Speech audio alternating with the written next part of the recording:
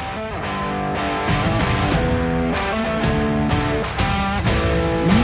live.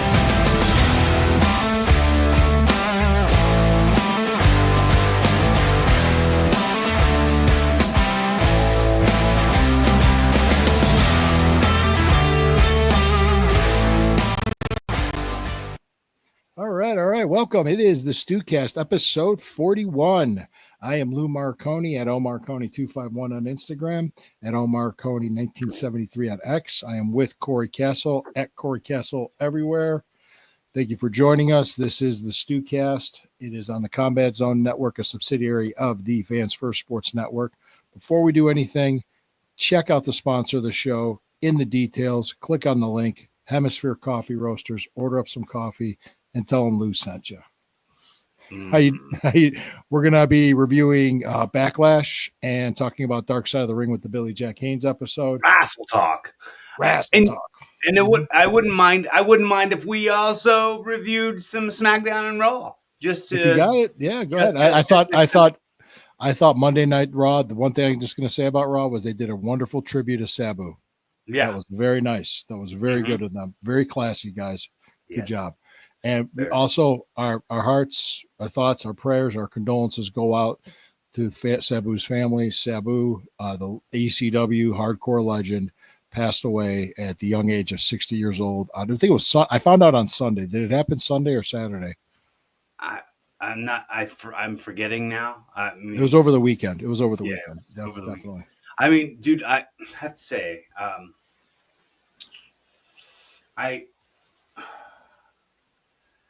I love Sabu. Like, not as a fan, being a Philly kid and like ECW feeling like it was a little bit of ours as Philly wrestling fans. But I've said this a bunch of times, but like when it came to being in locker rooms with ECW guys, I was always uncomfortable. Like I always felt like they didn't like me or something. Like there was always something. But when it came to Sabu, he was always cool. Like he never had a problem. And this goes. Let me say, I don't feel this way about being in locker rooms with ECW guys anymore. Like I have. My reputation has spoken for itself. I have earned the respect and the love from ECW locker room, like people who were in the roster. I don't feel that way anymore, but I did when I was younger. There was a level of like they didn't feel the need to respect anybody back then. Well, and but I mean, also, Sabu was cool. Sabu was cool to me and Matt Bomboy. We hung out with him at a show in Long Island. We worked at a building where the locker room was just like a little coat closet, and most of them are. and like he was picking on us, and he's like, I'm just messing with you guys. Like he was always like, he was always fun and cool with us. And I want to really quickly say, I don't want to be disrespectful in saying this, but I know nobody's talked about the cause of his death. No one's brought up what happened. I'm not even sure what it was. Nobody. No, and I've never heard anybody talk about it. I haven't heard anybody talk about it yet. I think it'll come out eventually. What it is, and I mean, yeah. Well, hey, it'll come out. Yeah. But don't focus on how he died. Focus on how he lived. The last years have been pretty rough for him, man. I mean, losing his wife, like, and that whole like struggle that they had with like her getting her leg amputated and all that stuff before she passed. So he's had a rough go the last couple of years. So it sounds rough to say it, but I'm like, sometimes when people are out of their misery, like if their life Mhm. is a little miserable, I feel a little bit of relief. Yeah, yeah. Well, hopefully, he's no longer in pain if he was in pain. So, our Right. thoughts and prayers and condolences go out to his family. And honestly, he was he made a great contribution to the wrestling business for what he Mhm. lived. And I got to tell you, but thank you, Corey, thank you everybody for that. And let's. I want to talk about Backlash now. The opener. I have my notes here because so that way I remember stuff because Mhm. I'm old. I need to Right. do that.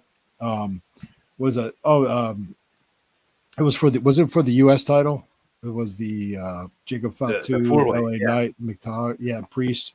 All right, Yeah. Jacob Fatu, L.A. Knight, Drew McIntyre, and Damian Priest for the Mhm. U.S. title. Right. And man, I gotta tell you, what were your thoughts on that match? It was solid. It was Yeah, really solid. They but they were laying it in. absolutely. They Well, Drew put on McIntyre usually does lay it in. they tied their working boots up real tight. They packed a lunch. With that choke slam spot through the table Mhm. and everything, I Yeah. remember my wife just like looked at me. I said, I would never take that. She goes, I'd It, hope not. it was funny.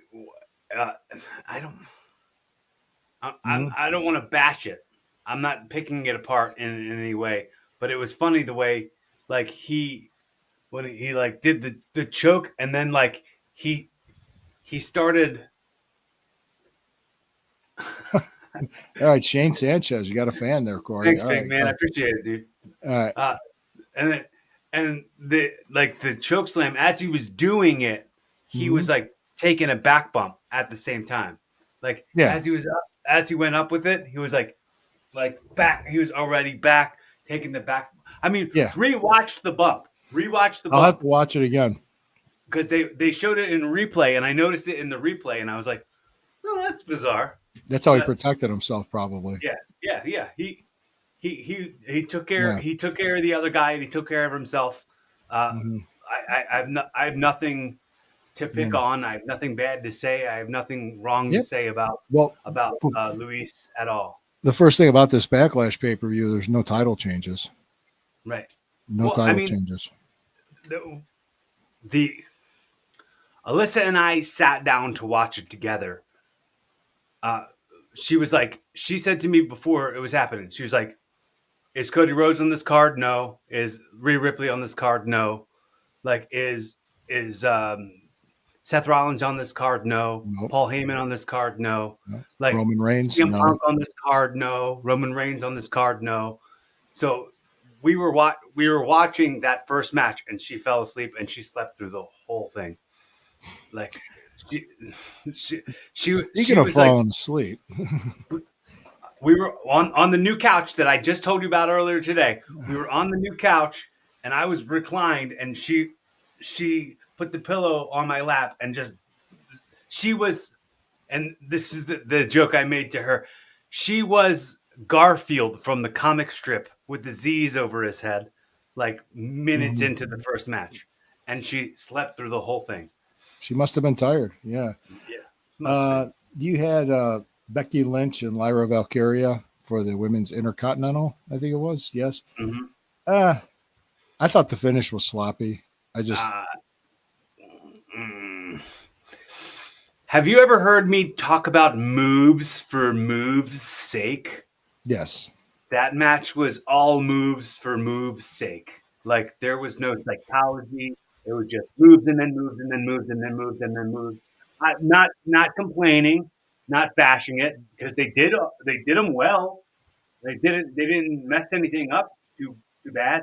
It was just moves for moves' sake. Um, the the finish was was weird. It was just a it was just a 3 count out of a fish out of water sequence or something. It was like wasn't it like a weird roll up and there was no build to that. Like there was no like one upsmanship. There was no like I, I mean I know what you mean. yeah Yeah. I mean that was the best there's no thing, rhyme or reason for it. There's just moves. Yeah, I know the what you mean. best match that Lyra Valkyria has shown me so far was that one. Um, Yeah. Still not showing me the work. The work is important, not just the moves. There was, yeah, but I just said I thought the finish was sloppy too, and I just was like, yeah, it was a, you She know, was in the middle of like holding her eye or her nose while she was in that lock, or while she was holding that pin, and it was just awkward, you yeah, know. just yeah. Speaking of awkward, I put for the Mysterio, Dominic Mysterio Penta, the rear chin lock spot because there's an easy way to just work your way up from it, and he looked like he was going the opposite way. You know what I mean? Yeah, yeah. Well, It I was mean, just weird. It looked awkward. Penta's used to Penta's on the right side with everything. Oh, When I is that say what it right, was?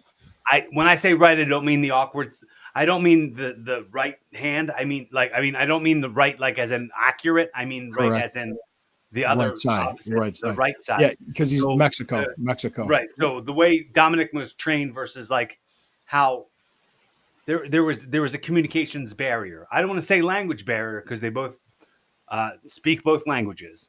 But I think you're right. I think it was just the way each one was broken in because one goes right. to the one side, no. Because I saw that. Right. I saw that you saw what I saw then. Okay. Yeah. Yeah. Well, only we'd see that, Lou. No one Yeah. else would see that. Well, there anybody else that worked in the business, and then you also Right. had And the chat. when I say we, I mean people with a trained eye. Yeah, he also had uh, Chad Gable interfering, which I That was like. I love that. I love him. That I El mean, I Grande. El Grande Mexicano. Yeah, whatever, whatever. El The Gulf Grande of Gulf of America. Love it. Uh, oh, you texted me about this with the Pat McAfee and Gunther. right. Yeah, go ahead. Let me know. What are you thinking on that? I thought. Um, I think that it definitely was different than I anticipated. I kind of didn't think that Pat would get that much offense in the match. Um, Yeah, it was almost what was the point of it, but and it didn't look like a polished wrestler, and that's no. kind of fine. That's exactly what it should look like for somebody who's Well, not he tried to do trained. that top rope springboard, and I'm like, why is he trying to do that? And it just fell flat. I mean, he almost fell on his face, but he covered it up very good. Um, but it was better than I expected because you don't have to worry about doing springboards. You just tell the story.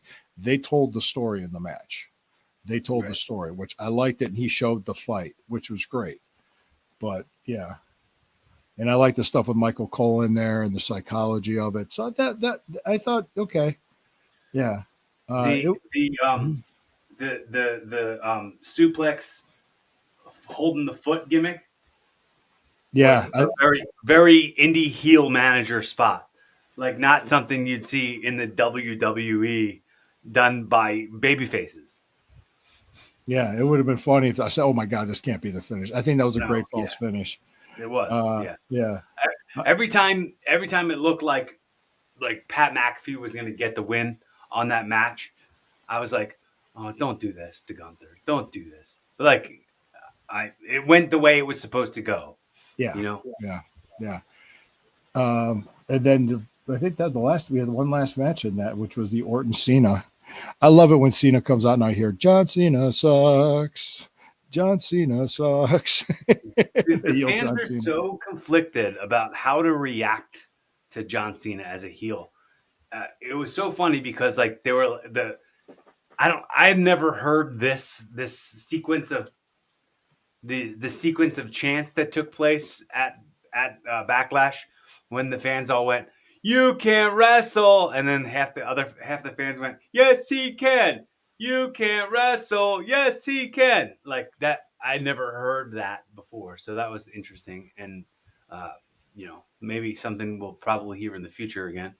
Yeah, yeah. And I think I had in there just, you know, it was, the match itself, but it's just kind of like, I mean, So, do you think so? Right, the match itself wasn't anything bad. There was nothing bad about it, but there no. was nothing like whoa, outstandingly good about it.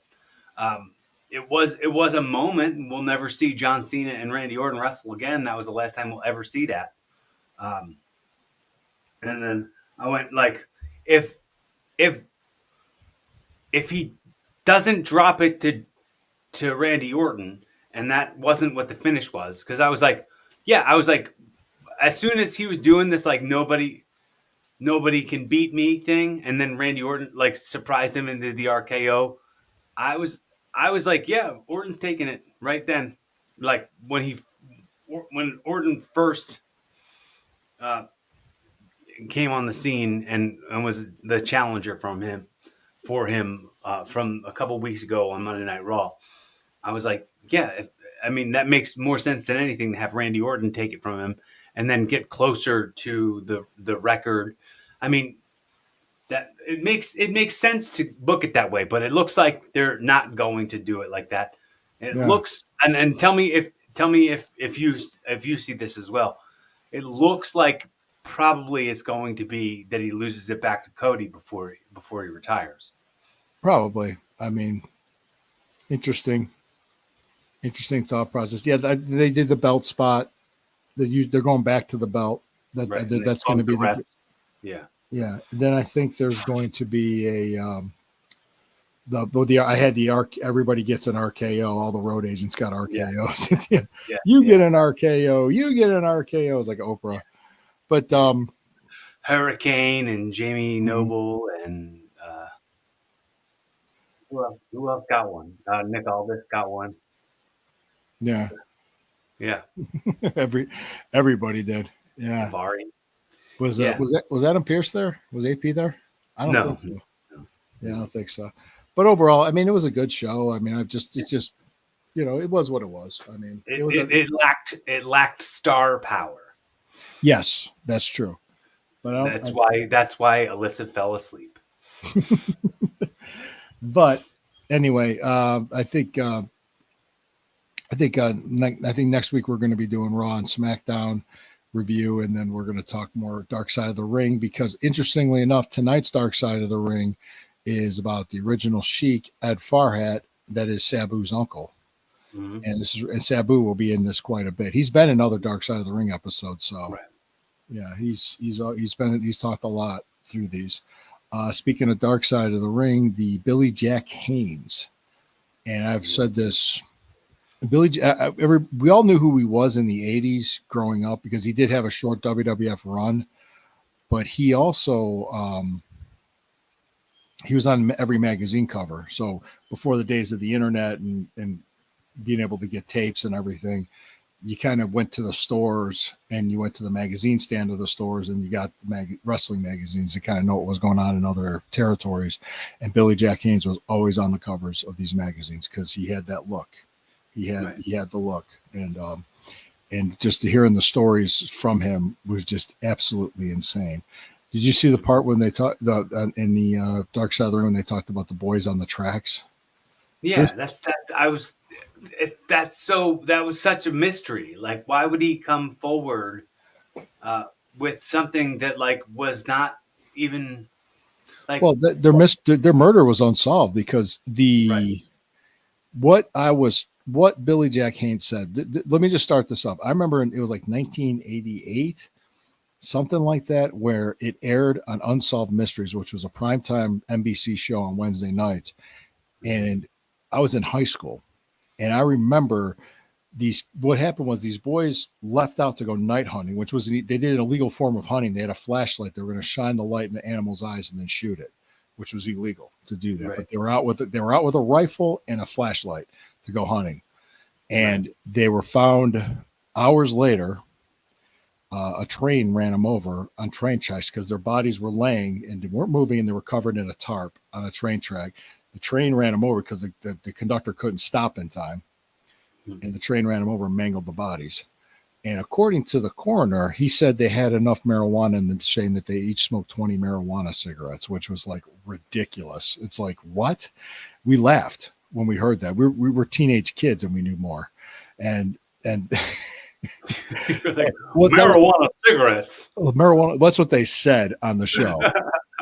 joints, 20 joints. And we were like laughing about it. We're like, yeah, okay. Like who but then at the end of the segment, he says, well, he says more like they each had two, which would be more likely, but that wouldn't knock you out to the point that a train wouldn't wake you up.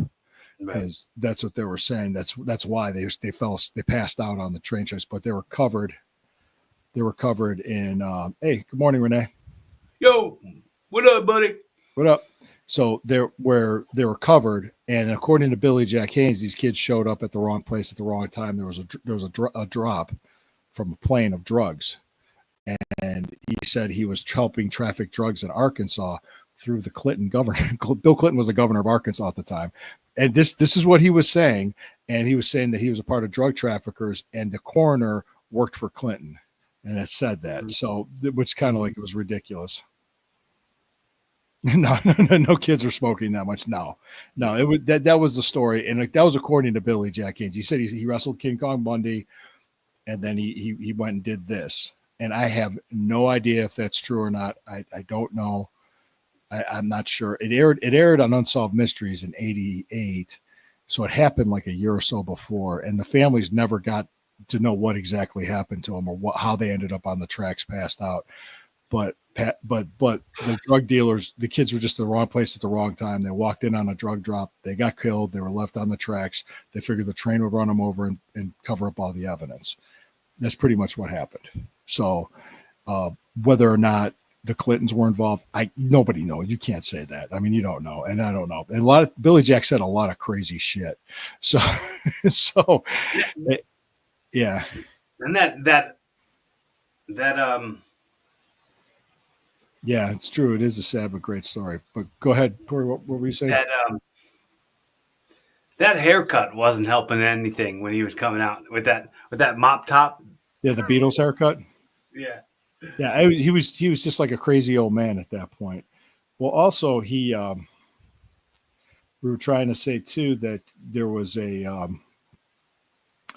other stories like the thing who the supposedly he stole from the Cauliflower Alley Club, which I had never heard of that before. Like money was supposed to go to Rip Oliver, and right.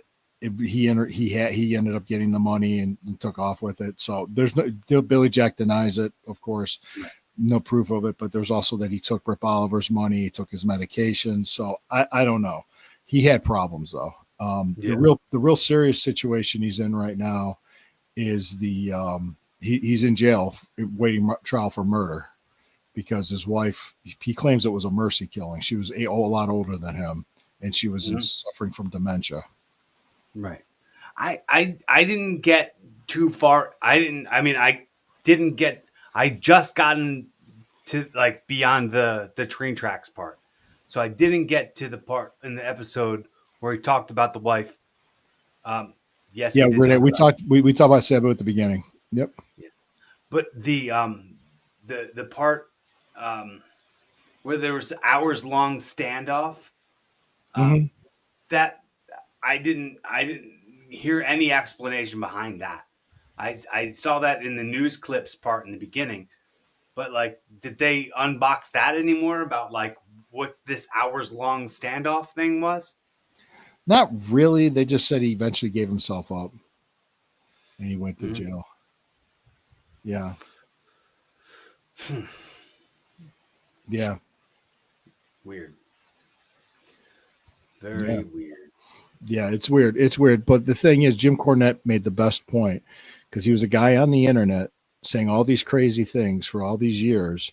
Then he could be telling the truth that what him killing his wife was a mercy killing because she was suffering from dementia that bad. But how could you believe him? Because the only person that was there was him.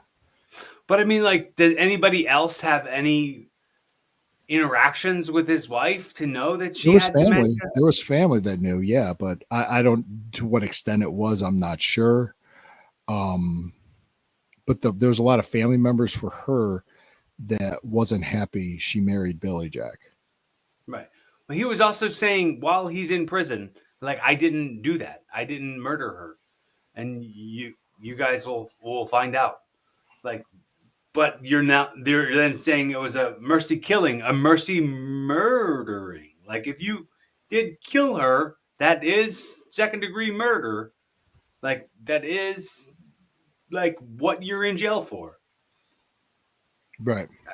I mean, it's not that you didn't do it. You're just like semantics at this point.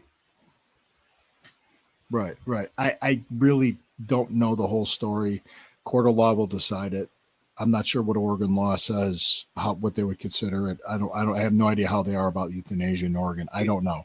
You know what I was really fascinated with, and this is something that was news to me when he was like, yeah, he would just go have pizzas with the fans after the events, after the shows. Yeah.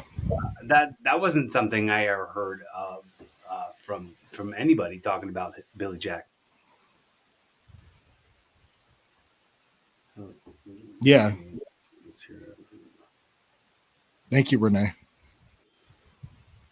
Yeah, I'm going to read it for the people listening on Spotify. I want to thank all you for recommending DSOTR Dark Side of the Ring about Hell in the Cell. It just came out. That made me tear up. I forgot Mick has kids and kind of had to watch that.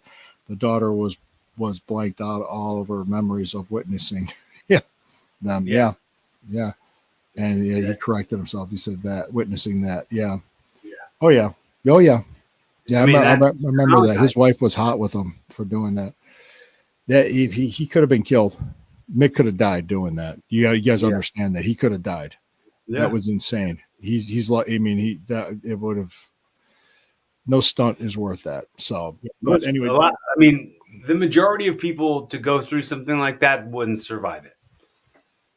A good amount of the stuff that we've survived, a majority of people wouldn't have. Right. I mean, like taking a bump is like being in a 35-mile-an-hour crash. Right. Seriously, what we did to our bodies. So, but yeah, the Dark Side of the Ring, Billy Jack Haynes, he was interviewed in prison. I think his trial starts soon. I'd say within the next few months or so. I'm not sure how it's going to go. I don't know the lawyers. Don't know anything about that. But tonight's is Ed Farhat, which is the original Sheik, who is Sabu's uncle, and I'm sure Sabu is going to be on this quite a bit. It's going to feel kind of strange, but I'm going to watch it. We'll talk about that next week along with Raw and SmackDown. Corey, anything else you want to add before we wrap it up? Take it home. Just subscribe to my YouTube channel. Follow me on on all the platforms, TikTok. Yep. And make sure you do all the things that we would call to action. Like, subscribe, comment. Thanks for all the people who've left comments. Thanks, Renee. Thank you. Thanks for paying, Shane. Thank you for everybody who came in here and watched this with us, and I watched this and sat along with us. The currency of your effort and your time. Let's take a quick break right now for a word from our sponsors. All right. Thank you, sponsors. We appreciate it. Speaking of which, check us out on Sunday mornings. We have a Rumble channel called the Sunday Stew Pot. Every Sunday morning at 8 a.m., we drop a show. It's not live. You just go ahead and check it out. Click on the link. And we do that so you can watch it anytime you want.